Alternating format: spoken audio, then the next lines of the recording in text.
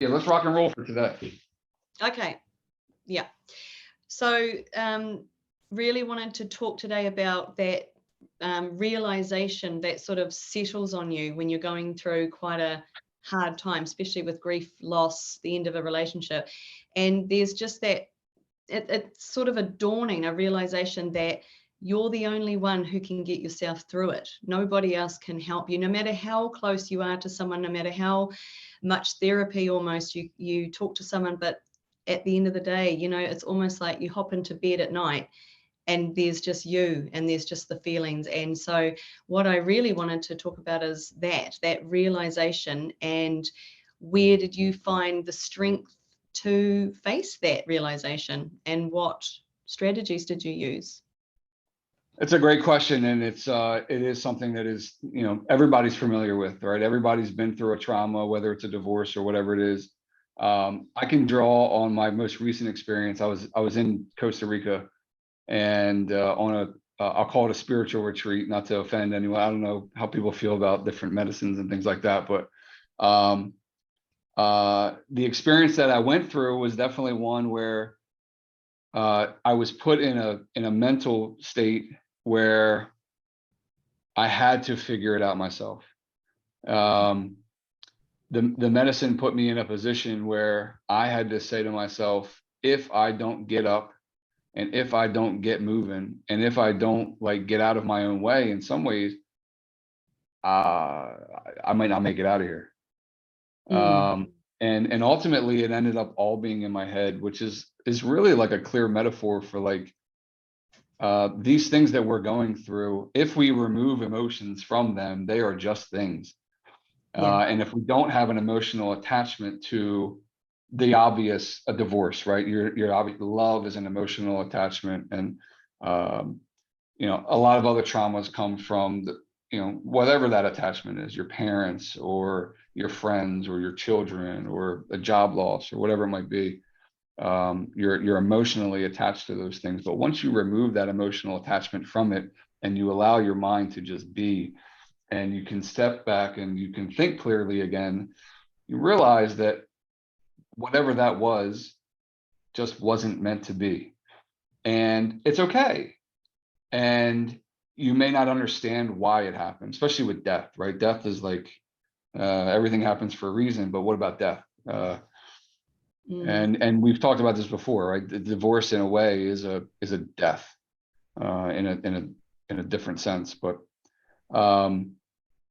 and so what the medicine in that scenario reminded me was of three things. Number one, breathe. Get in tune with your breath, realizing that you're inhaling, not just breathe for the sake of breathing. Yes, you need oxygen to breathe and to live, but take a breath, take a mindful breath, and take several of them. Take heavy breaths and hold them and feel it and relax, because everything's going to be fine. So that was rule number two, was relax. And then the third for me was be patient. And understand that you're going through a process, and these processes take time, and you're not going to heal overnight. It's not going to get better tomorrow. You're not going to get to your end state tomorrow, but this is a journey.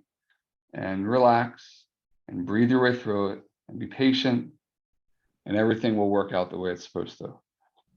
And to me, it starts with those three things. So just relax.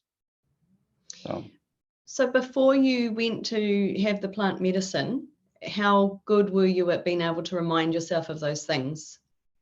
Breathing is meditation specifically, and breathing is one thing that I do often.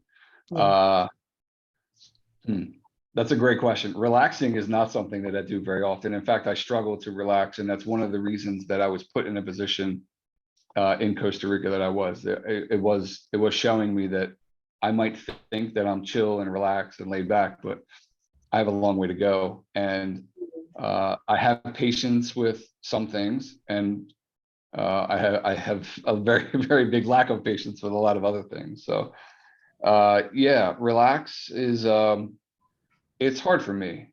And as a motivated person who has responsibilities, whether it's children or you certainly can relate to this, right? Children, a career, building a business now, the words relax are like counterproductive to all those things. And so I would say that is something that I'm actually in the midst of trying to balance and make sense of. It's Yeah. a hard balance.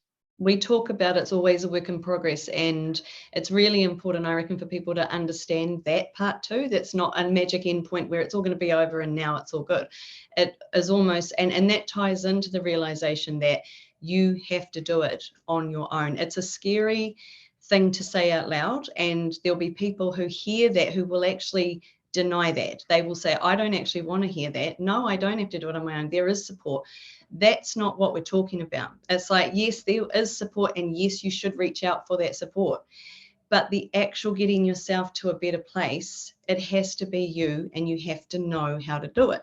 You have to have this belief that you can do it.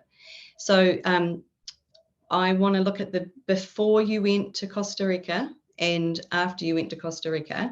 So when you had the first realizations that I have to, what does it feel like to know I have to do this on my own? What did that mean for you? Because you've said that, and I was really interested in that because I had that exact same realization. What did it feel like for you when you went, holy shit, it's just me. There's no 911. No one's coming. Yeah. Yes.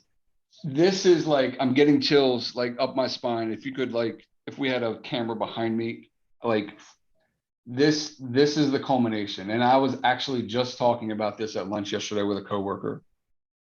There is no shortage of self-help gurus out there.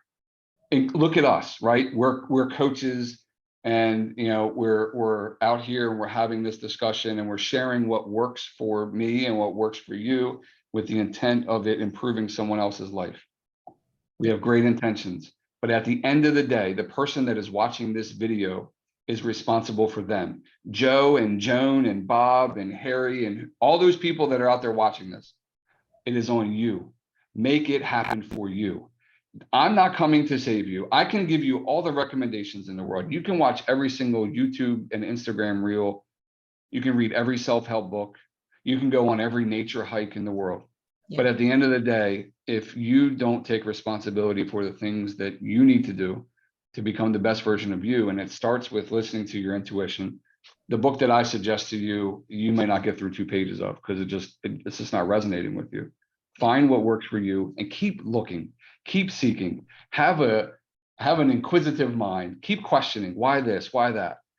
And that's what works for me. I actually find this may be counter to our social media engagement, but I actually find the more that I'm on social media, the less mindful I am. I'm consuming too much. I don't need to get on TikTok and be bombarded with the 10 things you need to do to improve your mental health. Like, I know what I need to do. Everybody out there knows what they need to do. At the end of the day, you got to make decisions that are best for you. That's an interesting point. I think that it depends where you are in your journey. You're quite far along in your journey. You're very healed. Some people, when they're first, I know when I was first sort of waking up to what is happening to me, I'm agreeing with what you're saying now that I'm further down the track, but back then it actually was some of those reels, some of those little things, books and all that, they were the catalyst to more questions being asked in me. So it does have its place, but I think I hear what you're saying. It's more like it can't be your crutch for the long haul. It's kind of like it's the opening of your mind. It's the catalyst for curiosity. And then from there is where you then have to do it. But that's the scariest part, is the doing it. So then there's the knowing, and then there's the actual acceptance. So I pushed it away for so long. I was like, no, something will come along to rescue me, someone, or if I talk long enough to someone, it will get better. And it just didn't get better until I actually went, I have to literally sit with it, like sit down and go. And I'd found somebody who had suggested this on YouTube, a really amazing channel that I was following, actualize.org. He said, you have to just sit with it and say, it hurts, and I'm not going to try and not even go for a walk. He said, a lot of people would go for a walk, get out in nature. Sometimes, no, because that's just another time where you're trying not to feel it. And that was that was the part where I was like, shit, this is real, like That realer than sucks. real. When nobody wants to hear it, right? And you just get to this place where I think you're so rock bottom that you'll do it, because you're like, well, if it's something else I haven't tried to get through this, maybe it might be the one. And yeah, so I'm not saying it wasn't an overnight thing, but it started to get better when I started to do that. That was the one thing I could definitely notice. I was like, here it is, and actually I can handle it. So I was wondering, for you, when were those first times where you sat with it and when I can handle this? Were you running prior to that? Was there running? Was there some avoiding of the pain, avoiding of past trauma? And Yeah, and I think being a little bit vulnerable now, I think I numbed that. A lot of people might do it with drugs and alcohol. Some people, there's a lot of unhealthy ways to do that. I think I numbed it with women, and I'll even call it a sexual addiction. Something that to me, it was a constant craving. I was never satisfied. It was a competition in my mind. It was like, for me, it was like I'm a quarterback of the football team going into the Super Bowl, and I'm going to win at all costs. And it's an unhealthy mindset, because the game is never over. And for me, it was just a vicious cycle of like trying to find something that's going to ease this anxiety. And I understand other addictions from that, like alcoholism, starts with that, but ends with a physical addiction. You mentioned rock bottom, right? All these things are words that we typically associate with addiction. And really, it's like, when are you going to admit to yourself that I am helpless, that I have hit rock bottom, and now the change begins? I am no longer going to be addicted to this bottle or a woman or whatever it might be. And I'm actually going to heal. I am going to deal with this. Like you said, you sat with it. I can't pinpoint one specific thing that worked for me. I can tell you a small handful of things that did. Number one, not watching the news, staying away from news, especially, we talked about social media earlier, like really limiting the things that you're consuming. At some point, it's just too much. For me, number two, I had to start going to the gym. I had to feel good about myself. I was overweight, out of shape. I didn't realize the mental benefits that come with going to the gym 3 or 4 times a week, and just feeling good about yourself, and the endorphins that are released, and how good that feels. I had to go to yoga 1 time a week. We talked earlier about the Saturday morning yoga. I love that. Some of the best thoughts I've ever had, the most creative ideas I've ever had, come in the 10-minute meditation at the end of my morning yoga. Meditating as often as I can, every day, if I can.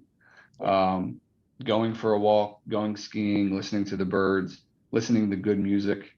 There's a big difference between listening to a Bob Marley live CD versus listening to something that might be perceived as negative. Like, there's a lot of, at some point, we just have to choose to consume things that are going to improve our mental health.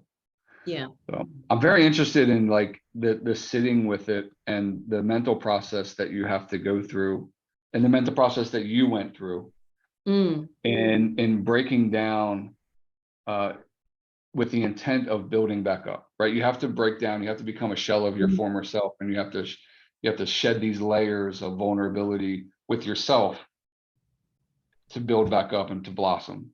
Talk about that a little bit more.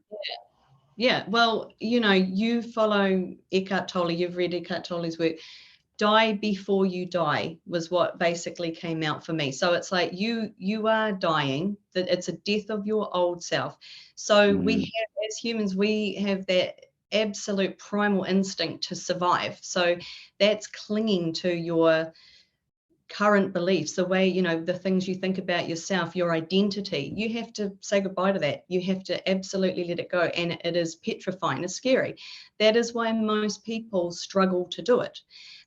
But it's that pivotal moment, and it's never really just a one-time thing, but it's that, as we talked at the beginning, it is a realization that it has to happen in order to start feeling better. And it's like, for me, it's like my analogy. I have all these different analogies, metaphors that run through my head, but a really good one is just you're running, right? You're running from it. That's why I said about inner demons have so much energy. So I picture running through a forest. Here comes the inner demons, the things you don't want to face, basically your death before you are spiritually reborn. Going, you think, I'll outrun them, it's all good.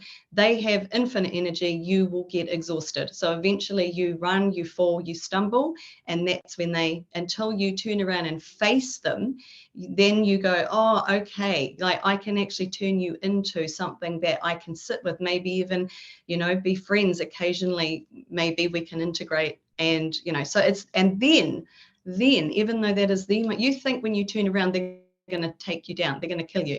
They don't actually. You face them and then you work through them, and then on you go. And then it's still a work in progress, like you say, and I will still have days where I have to turn and face them, but I know it's a lot better than trying to run from them, because that's when you're just distracting, and those distractions will only get you through a certain amount of time, and then they drop away and you're left again. But this time it's like worse, because you've just done the compounding behaviors that make you feel worse about yourself, maybe physically and emotionally, mentally. So there's all that as well. So that's, for me, what I did. And I want people to get there so badly, but I also know that you cannot just take someone and lead them straight there. It's got to be this sort of gradual. And that's why I was wondering for you, so there was a time when you were using a lot of company, you know, women to try to salve that pain, and then there was also a time where you just went, this is not working for me anymore, like I'm trying to do this and actually it's not working. Just like me when I was drinking too much, you know, I thought I was out having fun party, actually then I woke up and went, this is not fun, this is actually making it worse. So when do people have that realization, you know? That's, you know, do you remember that when you went, oh, it's not working? I keep coming back to Costa Rica, to me, because I went, the medicine put me in that scenario all over again. And it put me in a situation where I feel like I was going to die. And it wasn't until I flipped that switch. And so you talk about running, and eventually you got to stop and you got to face. And to me, it's a light switch. I remember this night very, very clearly, that I was doing the running and I was being chased by all these things. And it wasn't until I literally laid down and I literally felt my first breath that I felt in hours. And I realized it's time for you to sit with this, and you're using your example. And that whole situation probably lasted about 3 or 4 hours. But once I took that breath and once I realized that I am my own worst enemy and I am laying here and here they are, it became the most beautiful, spiritually awakening moment of my life. It was the equivalent of like a really, really, really blurry picture that you might see out on a horizon that's a mile away. And over the course of 3 hours, that picture is coming slowly towards you. And as it comes towards you, it's becoming clearer and clearer. And the entire time that's happening, you're getting signs from everywhere. And the universe is telling me that, yeah, I'm good. Like I am on the right track. I am doing the right things. Everything that I've learned over the last couple of years about myself is true. That I do have the power within me. Not in a religious sense, but I have God in me, and you have God in you, and everybody that's watching this has that power within them. And we've numbed it for so long. We've built up these walls. We've been told in school that you got to do this, you got to do that, in your jobs and your careers and social media, all these things that people tell us what we should be, and we just forgot to be who we were supposed to be. Like we all still have that kid inside of us. Like let all those things out. Let all that, shed all that. Yeah. Just remind yourself that you are a powerful being, and and everything will work out the way it is supposed to. At the end of the Abs- day, mm, everything is perfect. It might not seem like it right now. You may be going through some shit, but everything is perfect. yeah. Yeah. Love it.